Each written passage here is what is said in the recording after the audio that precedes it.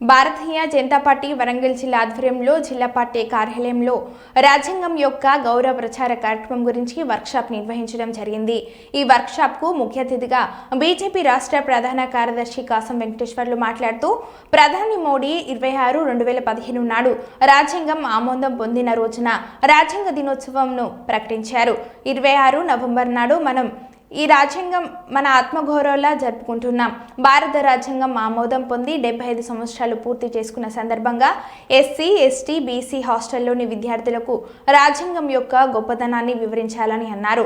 రాజ్యాంగ దినోత్సవం సందర్భంగా ప్రధాని మోడీ నరేంద్ర మోడీ రాజ్యాంగం వర్తమానానికి మరియు భవిష్యత్తుకు మార్గదర్శి।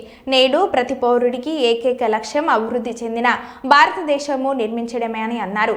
ఈ సమావేశంలో వన్నల శ్రీరాములు, కొండేంటి శ్రీధర్, నవీన్, బంకం హరిశంకర్, జలగం రంజిత్ పాల్గొన్నారు। మోడీ గారి నాయకత్వంలో వెంటనే వాళ్ళ కుటుంబంతో మాట్లాడి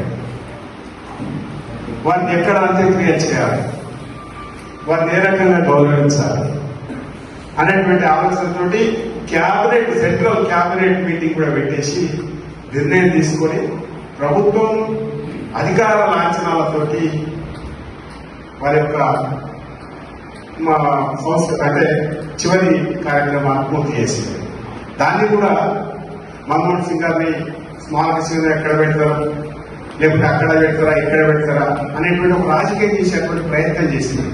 కానీ భారతీయ జనతా పార్టీ మోడీ గారి నాయకత్వంలో చేస్తున్నటువంటి ప్రయత్నం చిత్తశుద్ధిని ప్రజలు గమనించింది కాబట్టి వాళ్ళు సఫలీకృతం కాలేకపోయారు। దీన్ని మనం ఒకసారి గమనించాలి।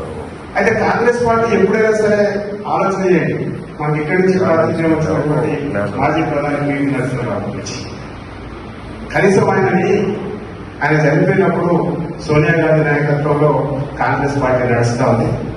డిఫాక్టో పిఎం అంటే దాదాపుగా మొత్తం కాంగ్రెస్ పార్టీ ముఖ్యాధిపత్యంలో ఆమె నడిపిస్తా ఉంది।